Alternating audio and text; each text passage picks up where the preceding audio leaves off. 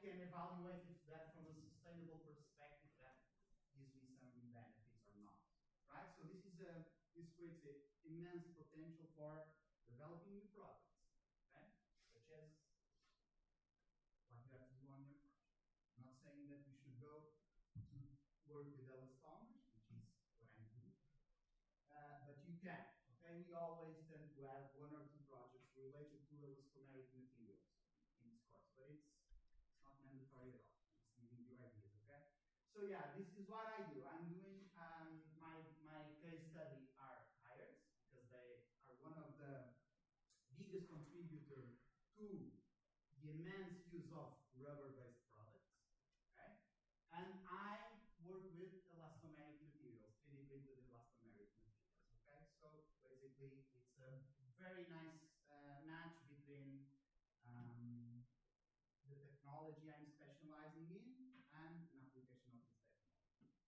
So what we will learn, because we have a bit of content, class content about this, is that elastomers are very, very tricky to work with when compared to rigid polymers.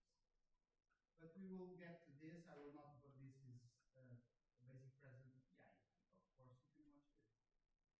So this is the last tire we produced, and it's working.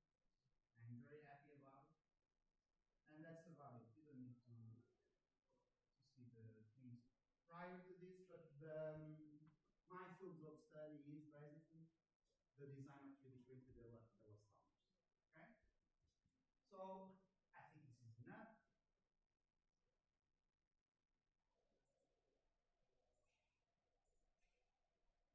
And here we start our class today. Okay, but this is supposed to be a dynamic class. Okay, so we are here. I hope you can discuss it with me while we are discussing things, right? Otherwise, this will be a bit boring for everyone. Go ahead. Have you ever worked with PDMS? Sorry? Have you ever worked with PDMS? Polyamide. No. No. Can I ask why? It's not because I've worked with it, but in a different context. Why don't you? Do you know if there are filament-based materials? No. No? You don't know? No, they are not. Okay. So that's one of the reasons.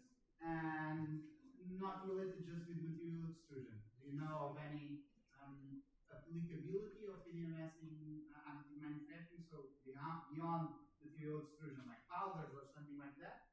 No. You know? Okay. So that's mostly why, but I will maybe check it out. What are the main advantages of working with it? Why would you use it? Why did you use it before? In my area, it's like it's non-toxic because we do it, for example, to do live on the chip, so it's non-toxic to the cells which are there. Mm-hmm. It's toxic. It's transparent, so you can actually see fluorescence there. It's very elastic, so the ion module is really good for the cells. Mm-hmm. It's really the prime choice to use. Okay. Regarding the application. Is it like, what is the maximum elongation you can have? More or less, I mean, just yeah, it quite depends. Like 100% of its initial length, 500. I'll say 100, 150%. Okay. I tend to work with materials that go like rupture and elongation is like 600, but it's not a fundamental thing for most projects to have that. Okay.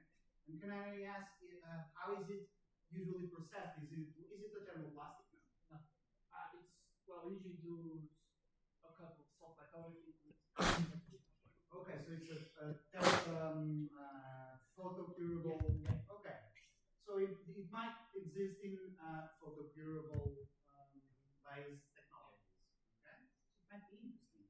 We also have photocurable related technologies, and you can choose an application of that for your final project. Okay. We don't have all the technologies. We mostly work with polymers. It's our specializing field. And for 8 course, it would be kind of expensive for us to let you prototype with titanium, things like that, which we worked with a couple of times, but it's not, I would say, feasible. So thank you. Anyone want to share something else? No? So the basics of basics is what is additive manufacturing. Okay. We have a couple of ways of looking at it. We started by looking at it from an historical perspective as a rapid prototyping technology. Okay? It was the main in the 80s, 90s. Conceptually, these technologies were aimed and were developed to prototype fast. Why only prototypes? Due to functional behavior of components. Okay, so a lot of I hope you are going to do a bit of research on papers and so on. A couple of them still refer to a technology as rapid prototyping. We are talking about additive manufacturing nonetheless, right? Some people that were working with additive manufacturing in the 90s, they still write papers and address it as rapid prototyping.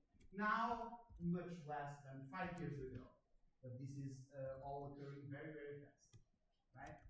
So, rapid prototyping, additive manufacturing, exactly the same thing, just from an historical perspective, it might differ a bit. And then after that, we have 3D printing, which is also exactly the same term as rapid prototyping and additive manufacturing, and it's used in a non-academic, non-formal way. And they all encompass like all the 3D printing technologies. Okay, a lot of hello, dear professor, how are you?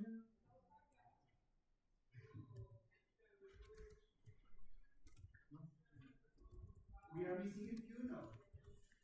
We are missing a few, but we have at least one student more.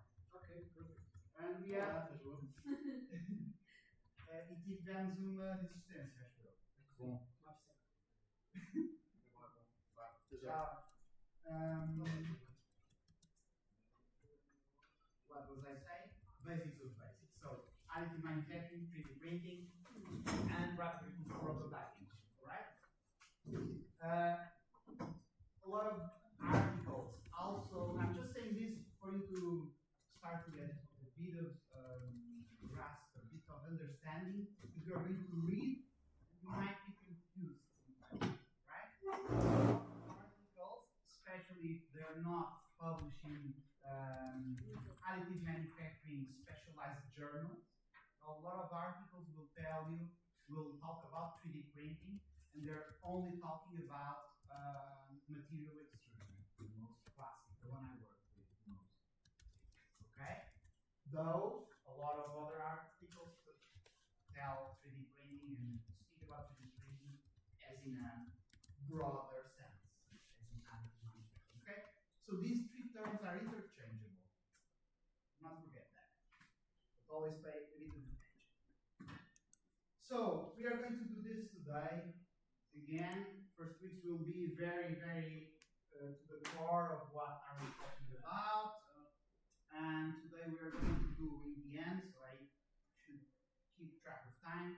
We're going to install the software that you need to use for at least the first lab project, right? Did Professor Mark show you the first lab, not template, but the scope of the first lab? No? No? Okay. We'll do that in 1 hour or half an hour. So, how do we classify, how do we explain additive manufacturing? Now, what is a term, how do we define it? Anyone wants to give a hint? How would you define it? And I hope that definition changes throughout the course. How would you define it? Let's go. Yeah. I guess building layer upon layer to create a product. Perfect. That's a keyword, layer by layer. Yeah.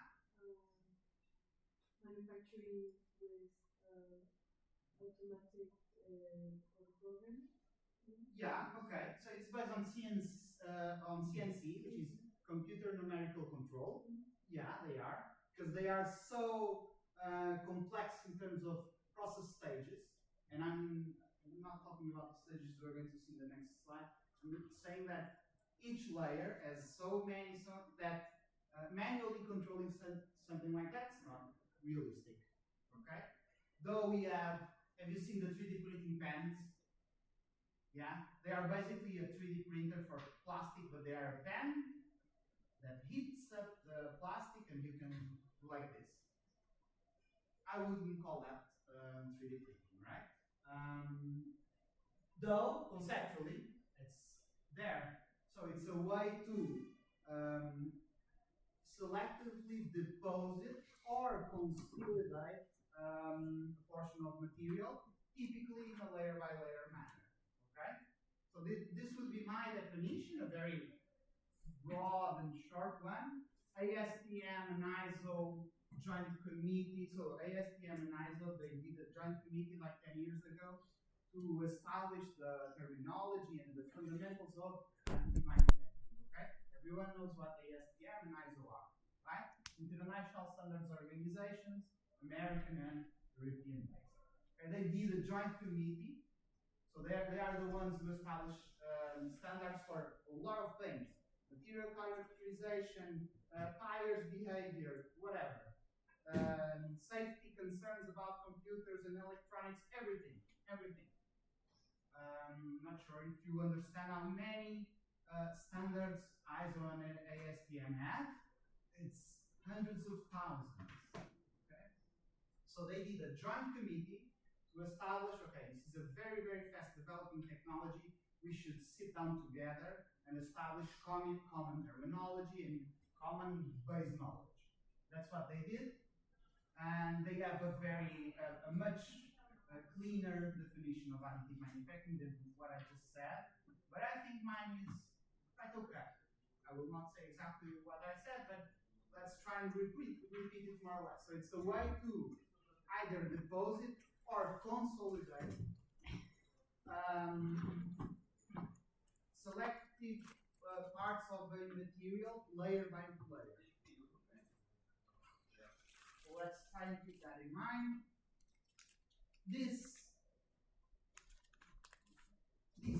ASTM/ISO joint committee, they created this, which are the 7 families of additive manufacturing processes. They are very, very well known and established, though today we have an immense amount of variability between all of this, right?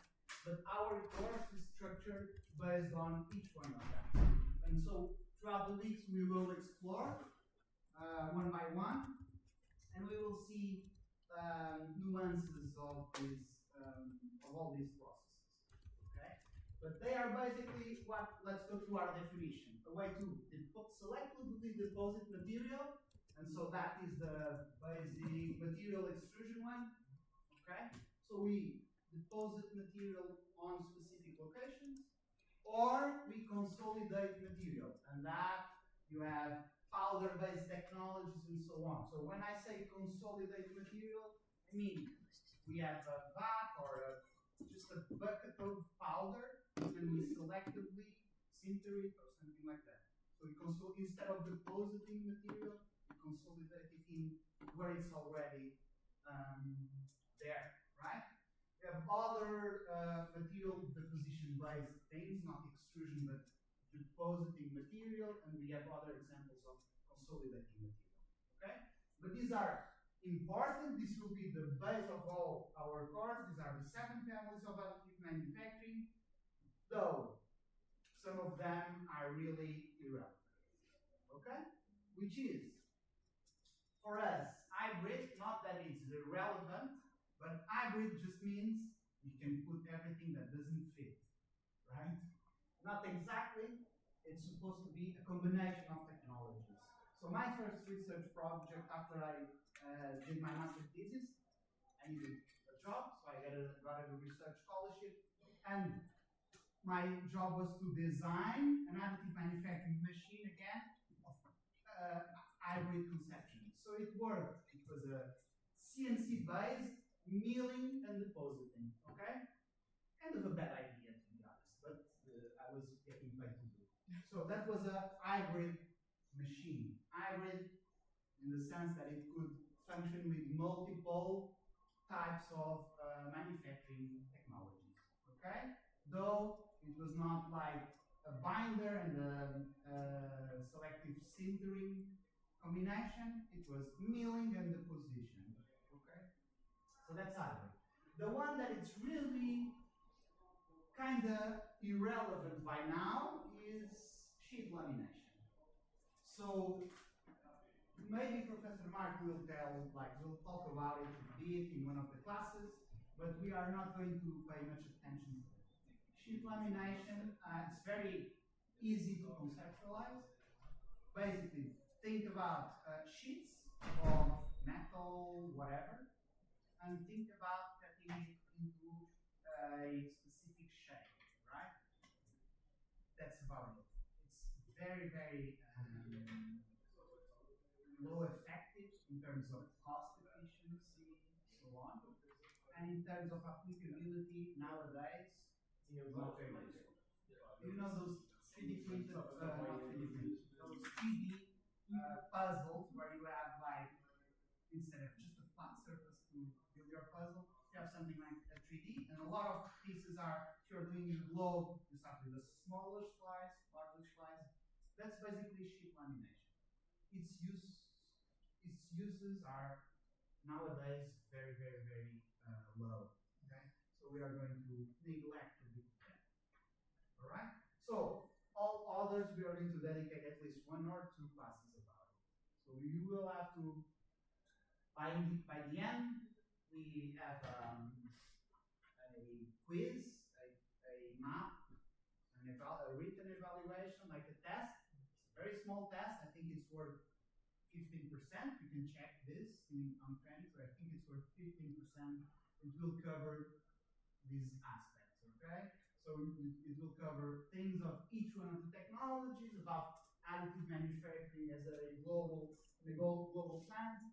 And I will upload slides online that I will show in classes, okay? So don't worry too much about all of this. And our idea on the map, so our idea on the course as a whole is not that you get out of here being specialists in something, in a specific technology or whatever. No.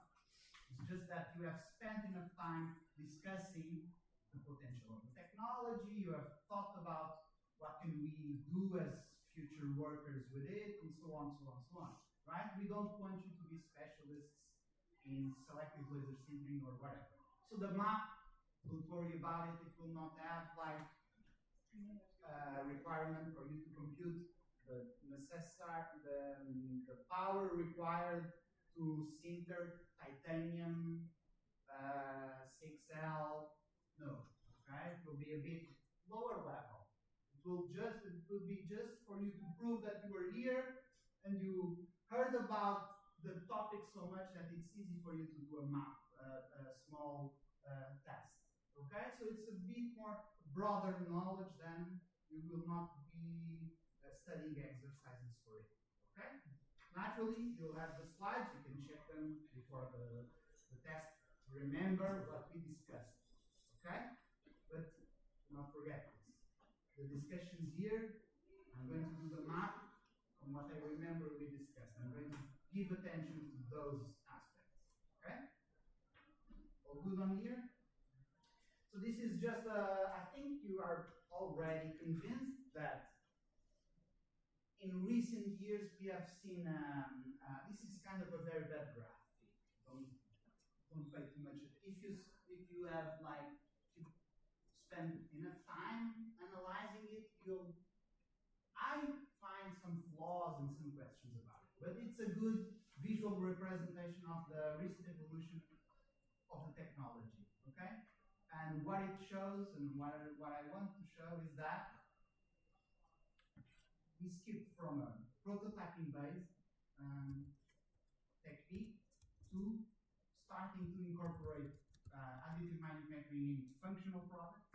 And now we are at the stage where we are incorporating additive-based technologies on workshops and product development level and production lines. Okay? So we are far behind already what it was originally a technology-based developed to fasten product development by doing prototypes faster, right? So we are way beyond that. We can also, this one is a very famous one. I think it's from the Oler report, which are very well-known technology-based reports, economically mostly, financial-based mostly. But this one is from Professor John Hart from MIT. He does an excellent course on additive manufacturing. It's quite expensive, but after this course, if you are interested in like getting deeper on the possibilities of this technology and so on, and if you wanna in the future work with it and so on, I advise you to take this MIT course. It's quite expensive, but it's worth it, very worth it. Okay, and Professor John Hart does this metaphor that though we have still evolved a lot in terms of applicability and functional validation of products, AM-based products, and so on, we are still, when we look at the global manufacturing market of products, what AM has achieved is like really a drop in the budget. Okay? This is his metaphor. He explains it much better than me, of course. So, let's start on trying to understand how are we going to do this. We have a couple of stages that are common to all manufacturing AM additive manufacturing techniques, all 7 families of them, or at least 6 of them, right? And this is, we are most likely going to start with a CAD model. Though, in terms of enterprise or company, we can either pay a designer, right? We can pay a designer to develop a product.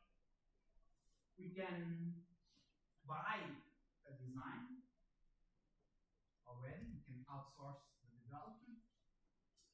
And we can also do something which is starting to be more common, which is reverse engineering a specific thing to either do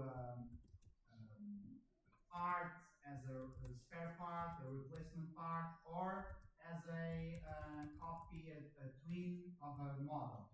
And so, with the development of additive manufacturing techniques, we can see correlations, clear correlations with the development of 3D scanning technology, okay? Because they go very well in hand.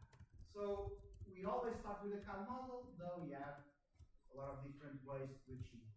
Okay, this is kind of basic. Then something very, it's not unique to the 3D printing field, but you see, even me, I change between additive manufacturing and 3D printing. I would like to stick with additive manufacturing all the time, but it's not easy.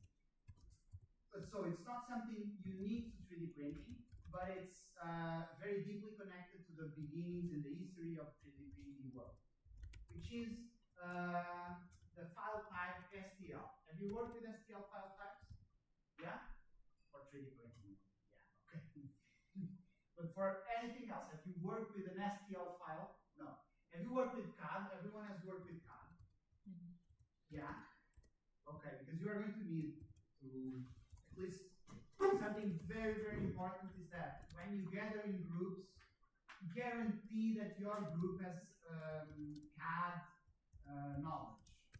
Right? We don't need to be higher level CAD knowledge. I'm not going to ask you fluid dynamics or whatever simulations using CAD software and numerical simulation software, but you will need to design, in terms of mechanically design a product, and without CAD, it will be very difficult, okay? So try to guarantee that your group has CAD knowledge. Okay. It always happens that some group is not paying attention to this, and it's not easy. Okay. So something, and CAD is I'm not sure it's file type, okay? But STL is a file type that describes a CAD model, okay? A computer-aided design model. We can define it using a lot of ways. In additive manufacturing, we tend to use, but not, it's not the only type of file type we use. It's a very specific one. It's STL file type, okay? Which stands for Standard Tessellation Language, but is deeply connected to one of the first, or I would say likely the first, though there's not like a full agreement on this, the first additive manufacturing technology, which is stereolithography, okay? And so, in fact, throughout the development of stereolithography, it's connected to the birth of the STL file type, okay? What is an STL? What is a tessellation? What is it? So standard tessellation. What is a tessellation? This is just terminology for whatever. Well, patterns on the wall and so on could be tessellation, though it's not a good example. Anyone know a tessellation? Micro printing should be considered tessellation. Micro printing. Can you explain? I have a surface image that in a 1 centimeter square surface has 2,000 spots. Yeah, okay, yeah. That will be a bit harder for everyone to understand, but yeah. So a tessellation maybe basically is a type of pattern structure, okay, that that has an intent. So a material foam is a randomized gathering of cells. So it's not really what I need. But this is kind of a tessellation, though it's a bit difficult for humans to understand what is the pattern and so on. But tiles on a wall are tessellation and so on. Okay, those examples of MC Escher with geometric forms intertwining with each other, those are a tessellation, which is much more easy to understand. How can we gather and organize a specific shape, right? That's where STL file format comes from. And what is an STL file format? It's basically to define a CAD, a geometric structure, using planes and vectors. And so you say, for a cube, you can define the STL model of a cube very easily. You define it by triangles for its faces and the vector that identifies the outward and inward direction of the solid. So that's it. 3 points for coordinates and a vector that indicates direction. That's it. Okay? That's the STL private format. Naturally, physical real things are not cubes with perfectly I'm not sure how to say this in English. So not the vertex, but the edge. Edge. Okay, thank you. So physical things, real things, are not perfect cubes with perfect edges. They always, and that this is very important. I think you are master students, you already know this. But in the real world doesn't have things like this. So this is a place of a cube. Reality doesn't have this. This is kind of impossible to do. Reality has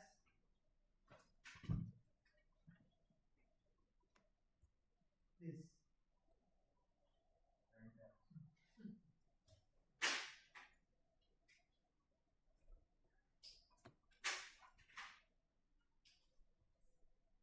Wow.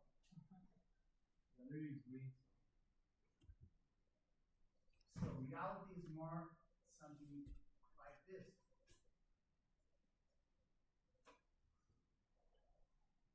you agree?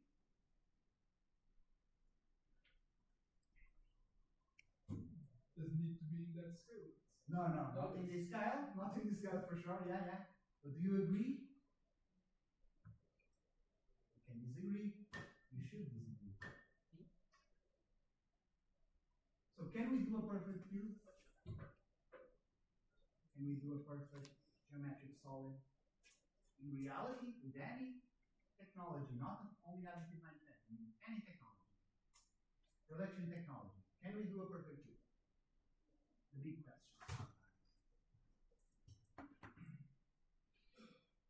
No, we cannot. We cannot do perfect cubes, we cannot do perfect anything, right? As designers, as engineers, I hope you have been taught to design tolerances, right? Or at least work with them.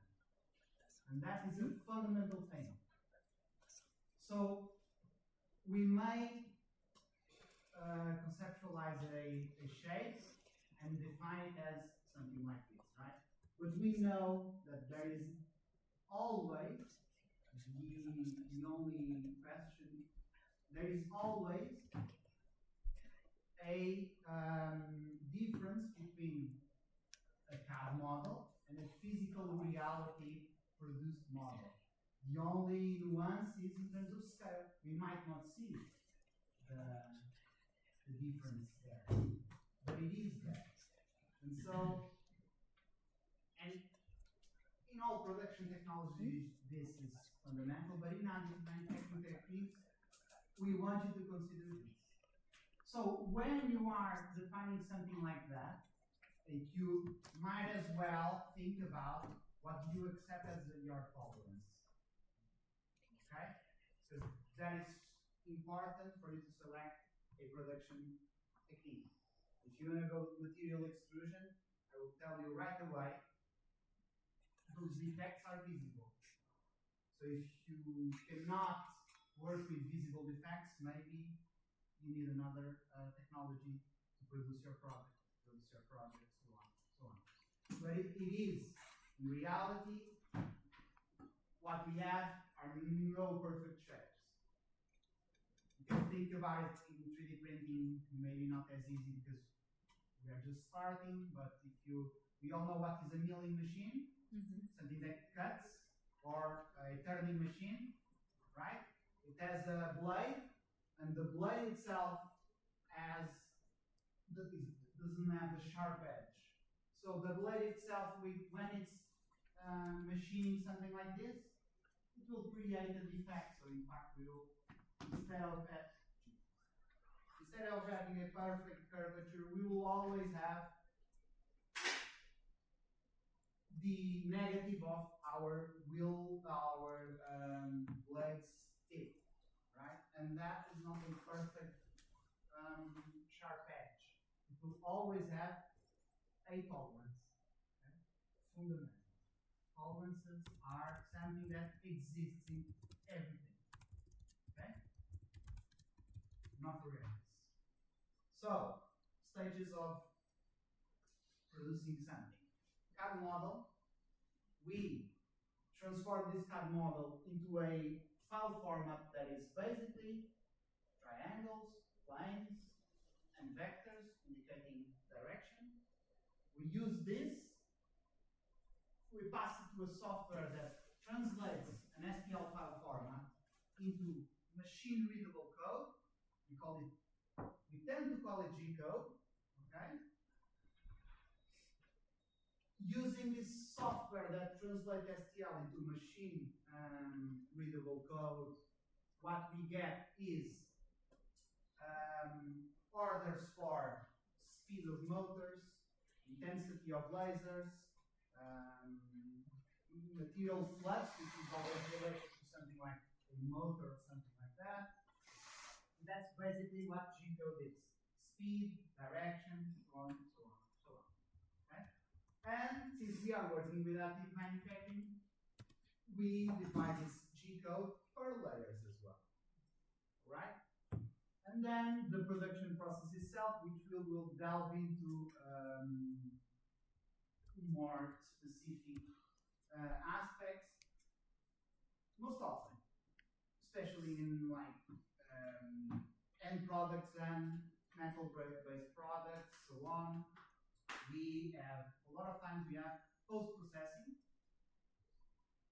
In additive manufacturing, this is a big thing because of surface quality of parts.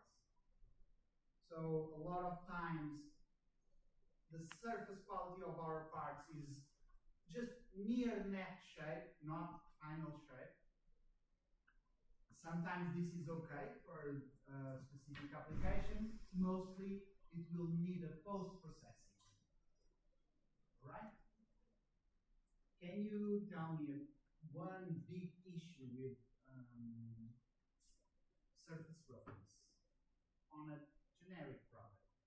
Why do we care about surface roughness? There are a couple of different reasons, okay? So why do we care? Aesthetics. Sorry? Aesthetics, yeah, for sure. Yeah. Corrosion, very well, because we have an increased surface area, right? So we have two very good ones. Something else?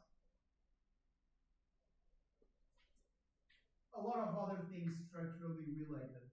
I'm not sure if you, not sure materials engineers and so on, but in aerospace and mechanical, we have a field of study which is fatigue. Sorry? I was going to say drag. Drag, yeah. Aerodynamics and even typology. So friction, right? Those are very meaningful. In mechanical and aerospace, we have a study field which is the fatigue behavior of components. Not sure if you study anything about it. Okay, fatigue is very influenced by surface roughness. Okay, because surface roughness acts as a it tends to be a starting point for localized failure. Just as an example. Okay, so a ton of reasons why we might need to mess with post-processing, right? And we encompass this in the additive manufacturing process, okay? So, we are going to enter the first AM family, which is extrusion-based technologies, material extrusion-based technologies. Naturally, this is just a visual representation of everything we can consider material extrusion. Because mostly, and in papers, in research, when you see material, now not so much, but we see a lot of times people term polymer-based 3D printers, classic ones, as material extrusion, but material extrusion is much more than that, okay? This is material extrusion, though not numerically commanded, but if I add a computer control there, I can interpret that as a material extrusion-based technology. And we have some of them that are exactly like this. Currently, we have material extrusion for cementitious materials, polymers naturally, but so much more than just filament-based. And it's kind of a shame to just address it as material extrusion. So let's pause here. Any questions? Before we enter material extrusion, we are going to do a 5-minute break. Okay? All classes we are going to do a 5-minute break after 1 hour. Okay? And so I think this is any doubts, anything? Okay, we come back in 5 minutes. Okay? We'll be here.